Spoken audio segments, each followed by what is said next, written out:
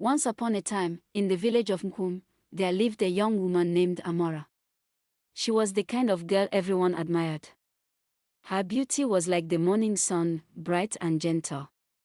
Her skin was dark and smooth, her eyes shone like clear water, and her smile could melt even the hardest heart. But it was not beauty alone that made Amara special. She was humble and obedient. Every morning, she woke up early to help the old women fetch water from the stream. She carried heavy firewood for the elders and helped them cook. If she saw a hungry child, she shared her food. The elders loved her.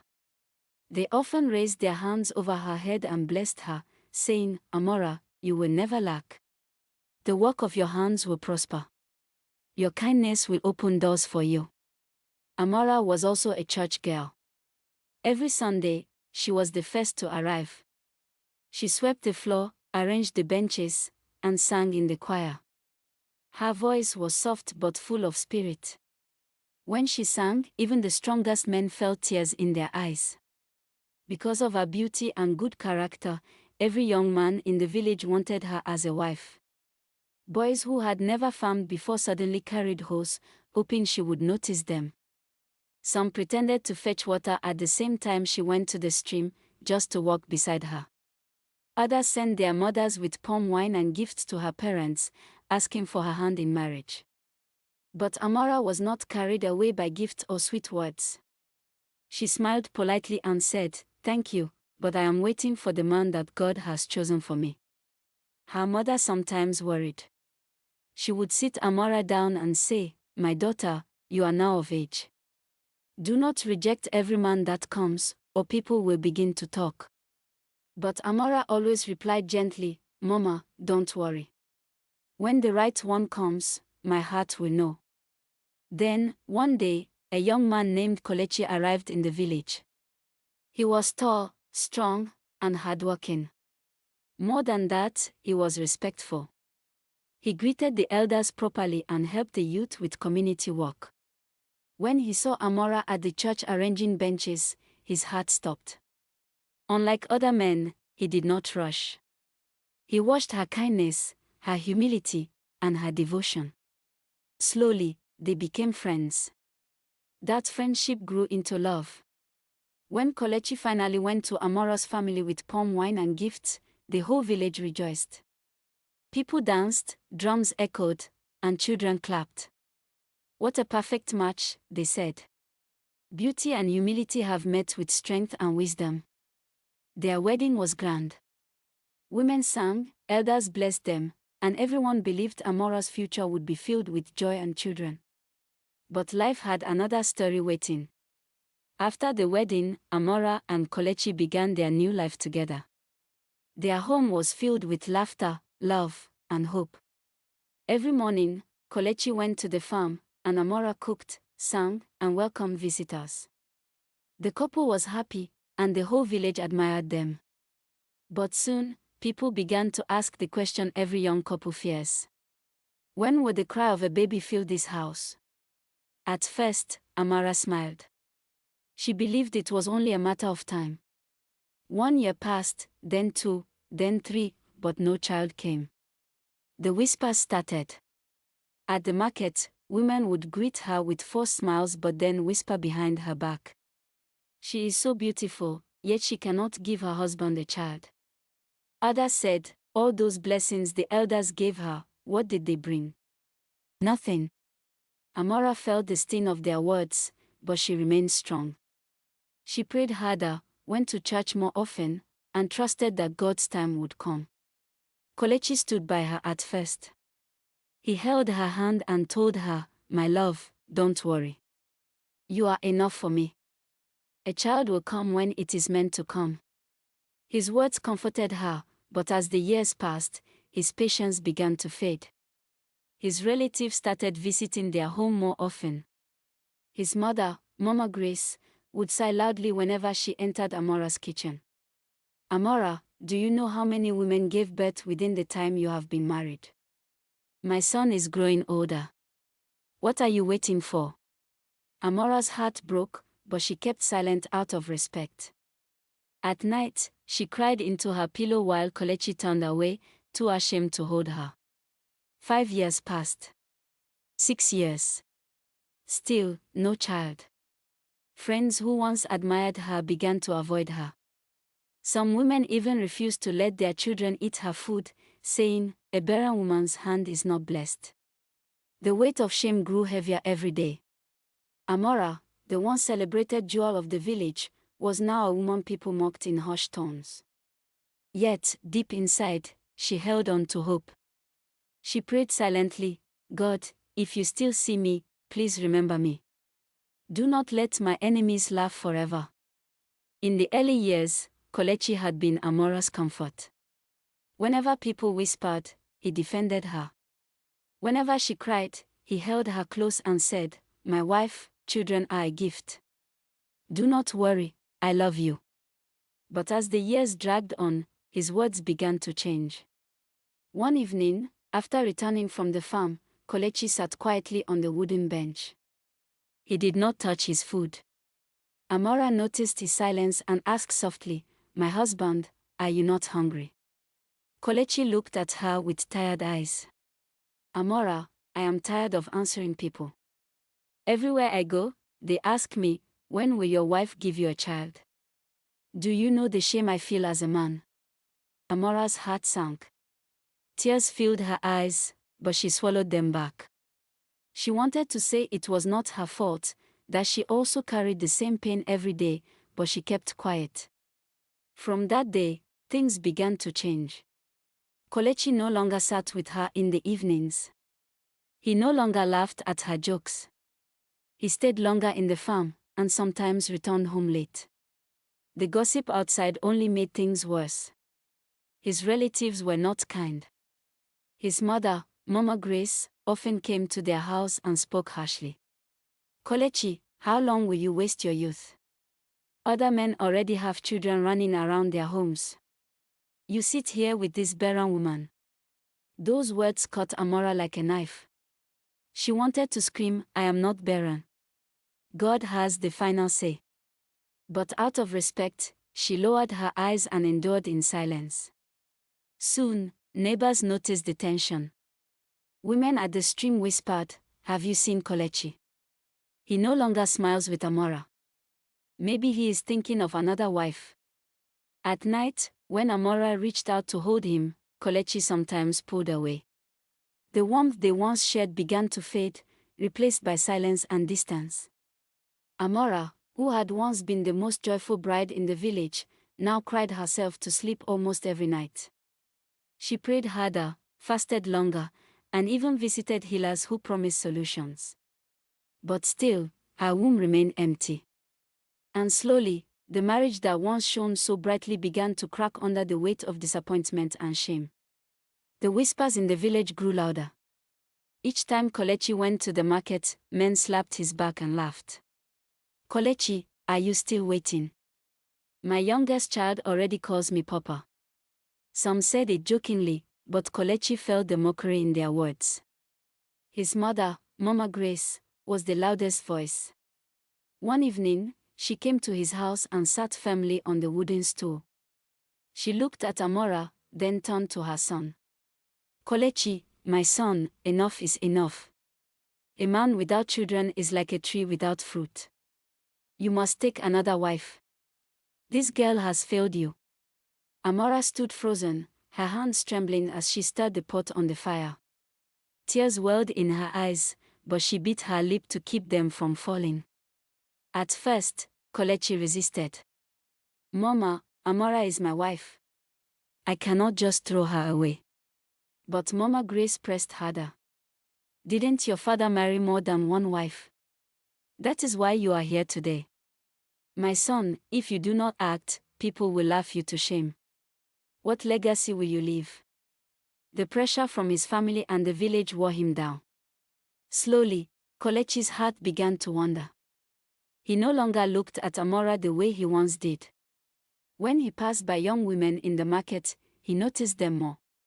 One day, a woman named Ngozi, younger and full of energy, began to greet him warmly whenever he came to buy food.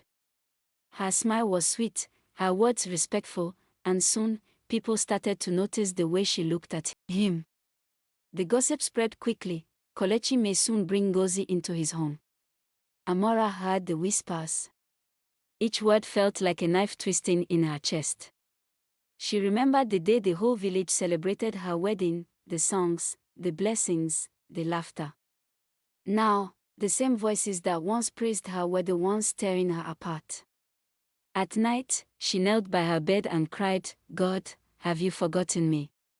Is this my destiny? To be mocked, rejected, and replaced." Kelechi was torn between loyalty to his wife and the heavy pressure of society. But with each passing day, the temptation grew stronger. And soon, the decision he would make would change Amara's life forever. The day finally came. Kelechi sat in his mother's compound, surrounded by uncles and elders. The air was filled with chatter and the smell of palm wine. Ngozi's family was there too, their faces glowing with pride. They had agreed to give her hand in marriage. Mama Grace clapped her hands with joy. At last, my son will have children to carry his name. Kelechi sat quietly, his face heavy. Deep inside, he still loved Amara, but his pride and the weight of society had pushed him to this point. He convinced himself it was the only way.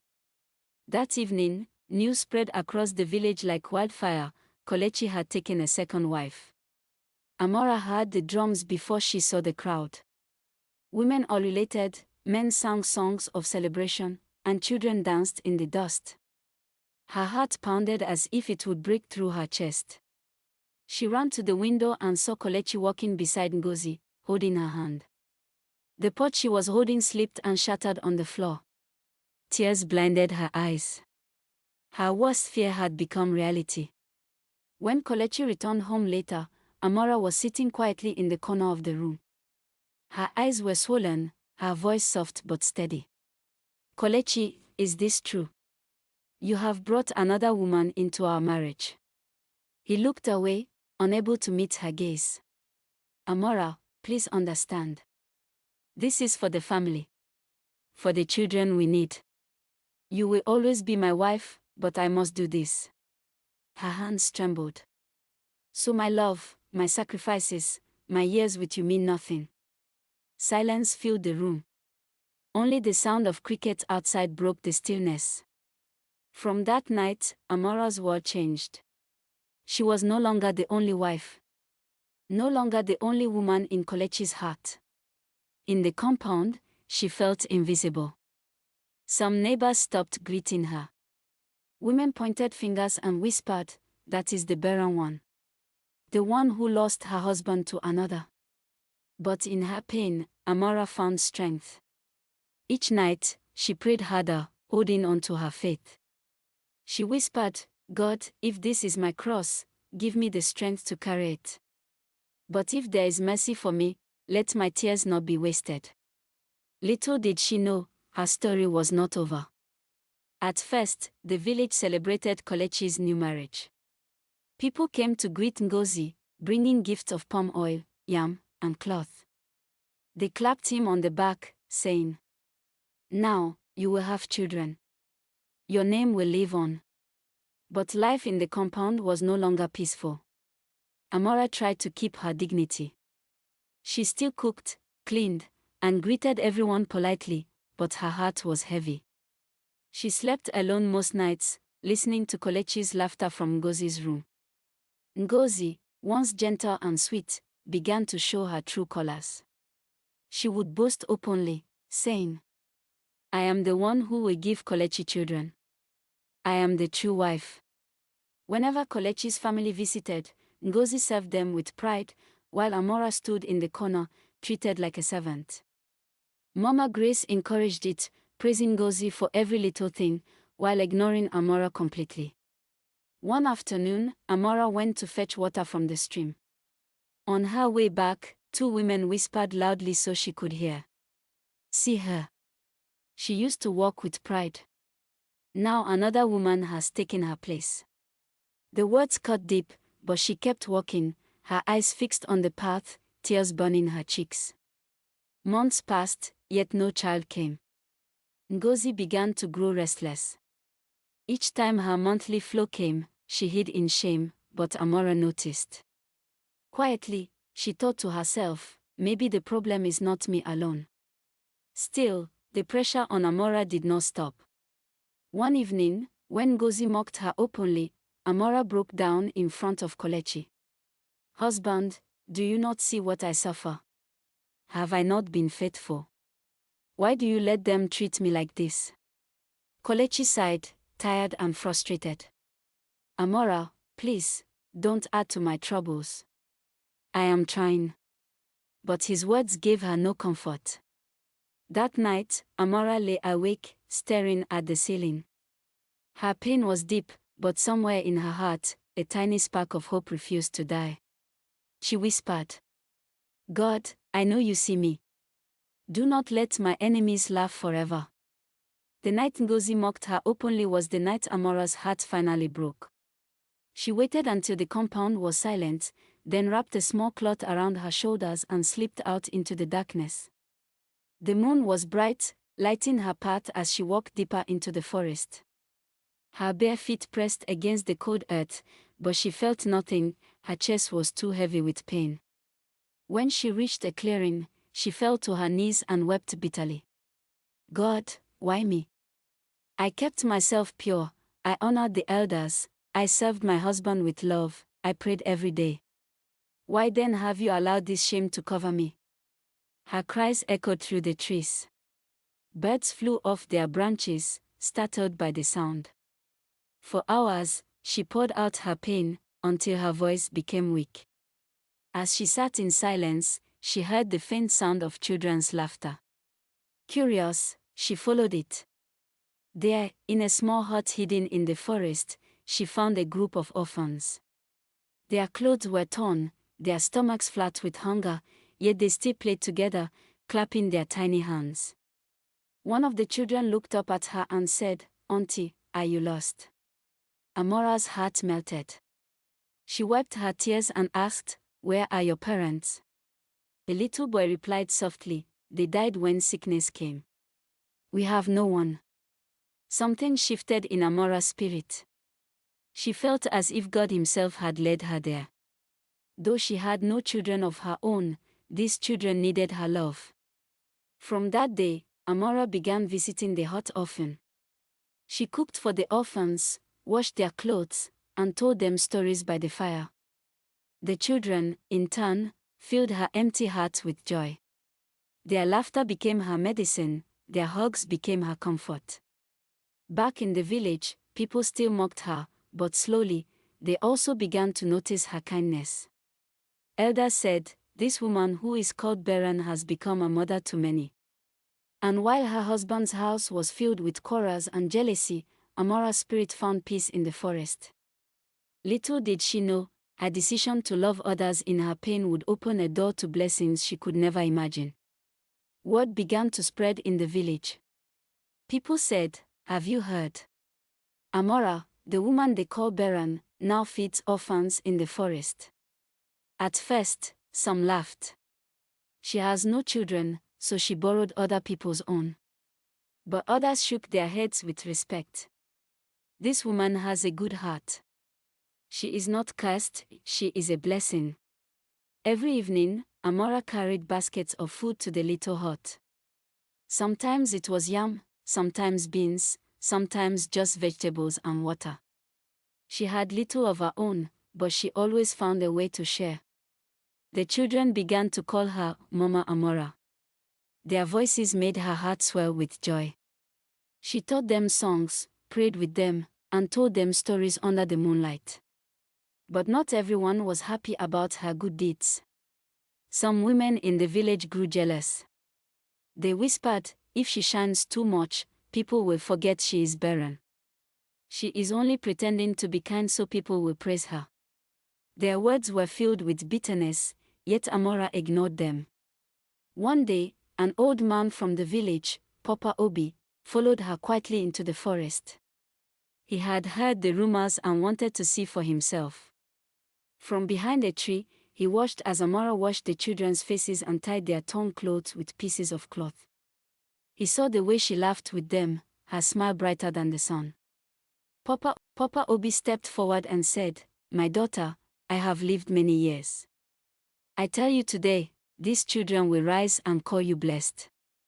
You may not have given them birth, but you are more of a mother than many women." His words touched Amara deeply. That night, for the first time in many months, she slept without tears on her pillow. But while she was finding joy in the forest, trouble brewed in Kolechi's compound. Ngozi, who had mocked Amara, still could not conceive. Quarrels filled the house day and night. Ngozi accused Kolechi, shouting, "You are the one with the problem, not me." Neighbors whispered, perhaps the problem was never Amara after all. One evening, in anger, Ngozi packed her things and left the compound. Kolechi, ashamed, sat alone, wondering if he had made a terrible mistake. Meanwhile, Amara's work grew. One afternoon, a wealthy trader traveling through the village stopped when he saw children singing by the forest road. Curious, he followed their voices and found Amara teaching them. He was so moved by the sight that he returned the next day with bags of food and clothes. "Woman," he said, "your kindness has touched me. Take this, and continue your good work." Amara was shocked. She bowed in thanks, her eyes full of tears. For the first time, she realized her small acts of love were attracting blessings from unexpected places. And while many still called her barren, heaven had already begun to write a different name for her, mother of many. Because in life, when you give from a pure heart, heaven always remembers. The months rolled by, and Amara's name spread beyond her own village. People passing through would often stop to see the orphans singing joyfully in the forest. Some brought food, others left coins, and a few even sent their own children to learn under her care. But not everyone rejoiced. The jealous women in the village whispered, "Now she has turned the forest into her home. If we are not careful, people will forget she is barren." Their words reached Amara's ears, but she smiled and said only, "Let them speak. God sees the heart." One evening, as the sun set and the forest glowed golden, Amara sat by the fire with the children. Suddenly, little Chika, the youngest of the orphans, began to cough violently. His small body shook, and his breathing grew weak. Panic filled Amara's heart. She held him close, praying, "Lord, I cannot lose this one. You gave them to me, please keep him alive." With no medicine and no strength, Amara ran through the night, carrying Chika in her arms until she reached the home of Papa Obi. The old man quickly mixed herbs and gave them to the boy. Hours later, Chika's breathing eased, and he fell asleep. Amara wept with relief, whispering, "Thank you, Lord. Thank you for saving my child." That night, exhausted, she laid Chika beside her and drifted into sleep. She had a dream. In the dream, she stood in a vast field of flowers, brighter than any she had ever seen. A gentle voice spoke to her. "Amara, you were called barren, yet you became a mother to many. Because you did not allow pain to harden your heart, I will give you a gift of your own. What the world thought was impossible, I will make possible. Your womb will carry life." She woke with tears on her face, trembling. Could it be true? Or was it just a dream? Weeks later, Amara noticed changes in her body. Her appetite grew strange, her mornings filled with weakness, and her monthly flow did not come. At first, she thought it was the stress of running between the orphans and her home. But deep in her spirit, she remembered the voice from the dream. Finally, she went to the clinic in the nearby town.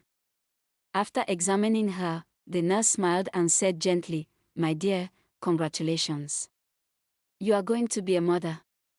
Amara collapsed to her knees, crying loudly. After years of shame, after insults and rejection, after giving her life to children not her own, heaven had remembered her. When the news reached the village, people were speechless. Some said, "It is impossible." Others whispered, "Indeed, God's ways are not our ways." Even those who once mocked her avoided her eyes in shame. As for Kelechi, he was struck with deep regret. The wife he had rejected, the woman he had mocked in silence, was the one carrying a miracle. And Amara. She lifted her face to the sky and said, "Lord, this child will not be mine alone. It will be for the orphans, for the mockers, and for every woman who has ever been told she is less. My story will be their hope." 9 months later, the whole village was restless. Some still doubted, whispering, "Will Amara truly give birth? Or is it another story that will end in tears?" At sunrise, a sound broke the silence of dawn, not one, but 2 cries. The midwife stepped out, her face glowing. She raised her hands to the sky and shouted, "Twins! A boy and a girl. Both mother and children are safe." The compound erupted in joy. Women danced wildly, children clapped, and even the elders bowed their heads, saying, "Indeed, when God remembers, He does not bless halfway. He has turned her shame into double honor." Kelechi rushed inside, his legs trembling. When he saw Amara holding 2 tiny babies against her chest, his knees gave way and he fell before her bed. Tears streamed down his face. "Forgive me, Amara. I doubted you. I let people's words blind me. But today, you have given me more than I ever dreamed. You are my crown, my pride, my blessing." Amara looked at him quietly, her heart calm.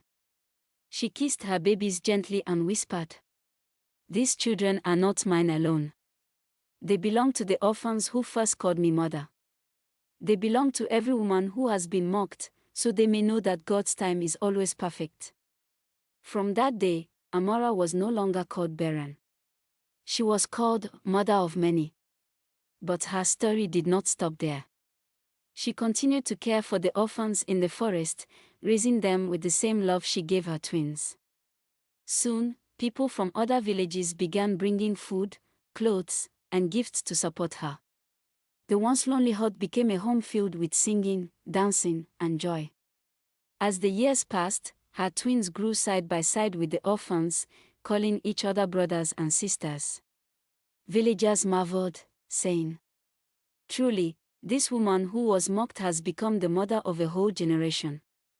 As for Ngozi, who had mocked Amara the loudest, life humbled her. Still childless, she returned to the village in shame. But Amara did not repay evil with evil. She welcomed her warmly, saying, "I know the pain of an empty womb. I will not use it against you. Come, eat with us, and share in the love God has given me." Ngozi broke down in tears. That day, she learned that true motherhood was not just about giving birth, but about giving love. And so, Amara's story became a lesson for generations. That patience can turn sorrow into joy. That kindness opens doors no one can close. That when heaven remembers you, blessings come in double measure. Amara lived long, surrounded by children, both hers and those she had once fed in the forest. And her name was remembered not for barrenness, but for the great love she carried in her heart.